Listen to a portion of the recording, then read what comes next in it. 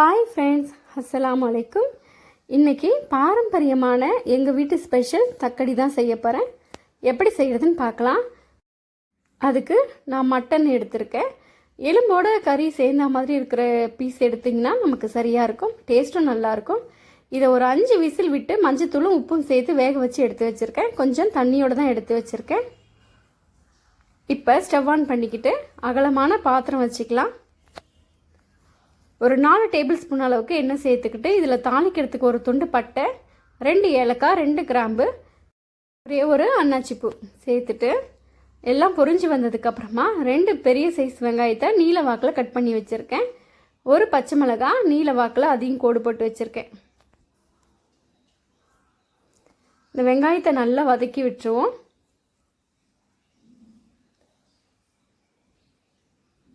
முக்கால் ஸ்பூன் அளவுக்கு இஞ்சி பூண்டு விழுது சேர்க்குறேன்.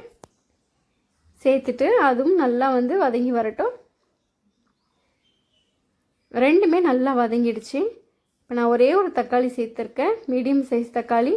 கொஞ்சமாக புதினா கொத்தமல்லி சேர்த்துருக்கேன். இப்போது தேவையான அளவுக்கு நான் உப்பு சேர்க்குறேன். நல்லா தக்காளி மசிஞ்சு வேகிற வரைக்கும் நம்ம வதக்கி விட்டுறலாம். தக்காளிலாம் நல்லா வெந்து வந்திருக்கு. இப்போ நம்ம மசாலா சேர்த்துக்கலாம். 1/4 ஸ்பூன் அளவுக்கு மஞ்சத்தூள் சேர்க்குறேன். ஒரு 3/4 ஸ்பூன் கரம் மசாலா, 1 ஸ்பூன் அளவுக்கு தனி மிளகாய் தூள் சேர்த்துக்கலாம். 1/2 ஸ்பூன் அளவுக்கு குழம்பு மிளகாய் தூள் நம்ம சேர்ப்போம் இல்லையா, கலந்து கூட்டுத்தூள் அரைச்சி வச்சுருப்போம் இல்லையா, அந்த தூள் 1/2 ஸ்பூன் அளவுக்கு சேர்த்துக்கிறேன். சேர்த்து விட்டதுக்கப்புறமா இந்த மசாலாவோட பச்சை வாசனை போகிற வரைக்கும் நல்லா கலந்து கொடுத்துடலாம்.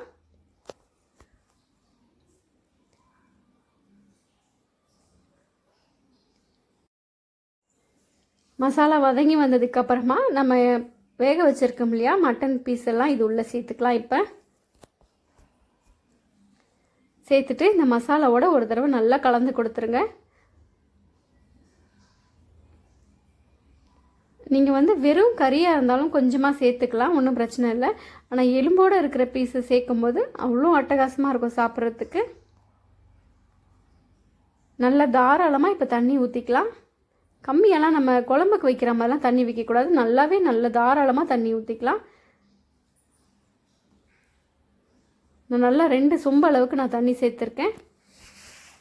எல்லாத்தையும் ஒரு தடவை கலந்து விட்டதுக்கப்புறமா மூடி போட்டு விட்டுறலாம். ஒரு 5 நிமிஷத்துக்கு கொதித்து வரட்டும். பாருங்கள், நல்லா கமகமன்னு இப்பயே வாசனையாக இருக்குது.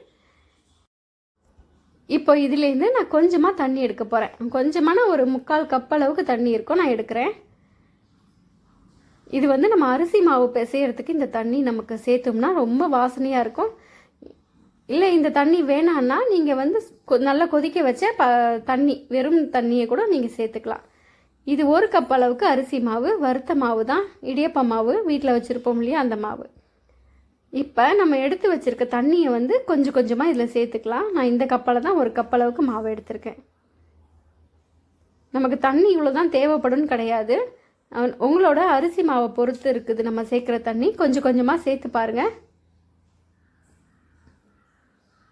இதில் நான் ஒரு பிஞ்ச் அளவுக்கு நான் உப்பு போட்டுக்கிறேன். ஏற்கனவே நம்ம தண்ணி சேர்க்குறதுலேயே கொஞ்சம் உப்பு இருக்கும் இல்லையா, அதனால் கொஞ்சமாக உப்பு சேர்த்துக்கிறேன்.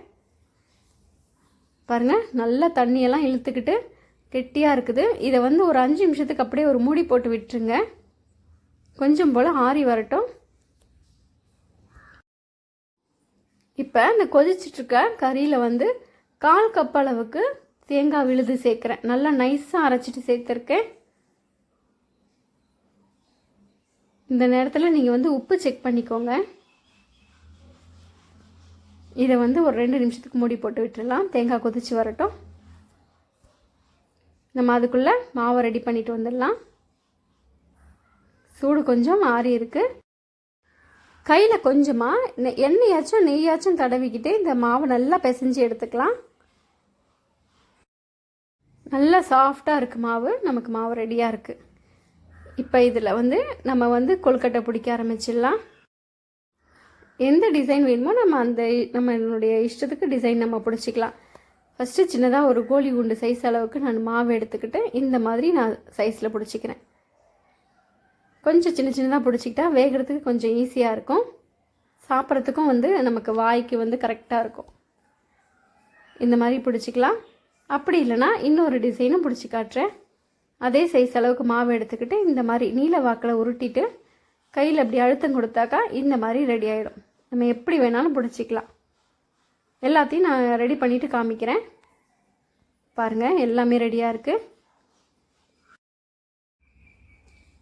கொஞ்சம் போல் நான் மாவு அதுலேருந்து எடுத்து வச்சுருக்கேன். இதை வந்து பச்சை தண்ணி ஊற்றி கொஞ்சமாக கரைச்சி வச்சுக்கலாம். ஒரு டம்ளர் தண்ணி சேர்த்து கரைச்சி வச்சுக்கலாம். கடைசியாக இதில் சேர்க்குறதுக்கு வேணும் நமக்கு. இப்போ அடுப்பை வந்து சிம்மில் வச்சுக்கிட்டு நம்ம ரெடி பண்ணி வச்சுருக்க அரிசியில் செஞ்ச உருண்டைகள்லாம் இது உள்ளே சேர்த்துக்கலாம்.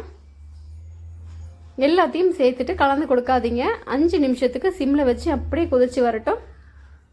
நல்லா சாஃப்டாக வெந்து வந்துடும். இப்போ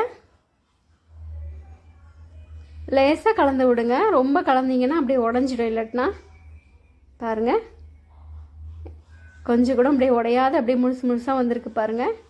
இதோடய அப்படியே சேர்த்து சாப்பிட்றதுக்கு சூப்பராக இருக்கும். இப்போது நம்ம கரைச்சி வச்சுருக்கோம் இல்லையா அரிசி மாவு, அதையும் உள்ளே சேர்த்துடலாம். இது பார்க்குறதுக்கு தான் ரொம்ப கஷ்டம் மாதிரி இருக்கும், ஆனால் செய்து சாப்பிட்டோம்னா சூப்பராக இருக்கும். ரொம்ப ஈஸியாகவும் இருக்கும் வேலை. கடைசியாக கொஞ்சமாக புதினா கொத்தமல்லி மேலே சேர்த்துக்கிட்டு லைட்டாக ஒரு தடவை கலந்து கொடுத்துடலாம். நம்ம அரிசி மாவு சேர்த்ததுனால அடிப்பிடிக்க சான்ஸ் இருக்குது.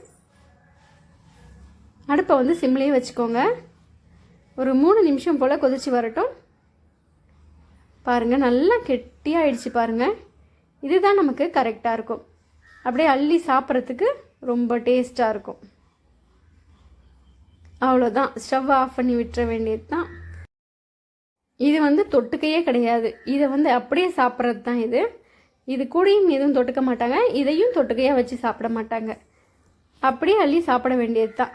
நமக்கு எந்த மாதிரி விருப்பமோ, காலையில் சாப்பிட விருப்பமா, இல்லை மதியானம் சாப்பிட விருப்பமா, நைட்டு கூட எந்த நேரத்தில் வேணாலும் இதை நம்ம ரெடி பண்ணி சாப்பிட்லாம். அந்த அளவுக்கு ரொம்ப டேஸ்ட்டாக ரொம்ப சூப்பராக இருக்கும். ஆரோக்கியமான உணவு இது. இது வந்து நாங்கள் தக்கடின்னு தான் சொல்லுவோம். இதுக்கு வேறு ஏதாவது பேர் இருக்கான்லாம் எனக்கு தெரியாது. கண்டிப்பாக ஒரு தடவை ட்ரை பண்ணி பாருங்கள். ட்ரை பண்ணி பார்த்துட்டு எப்படி வந்துச்சுன்னு கமெண்ட் பண்ணுங்கள். தேங்க்யூ.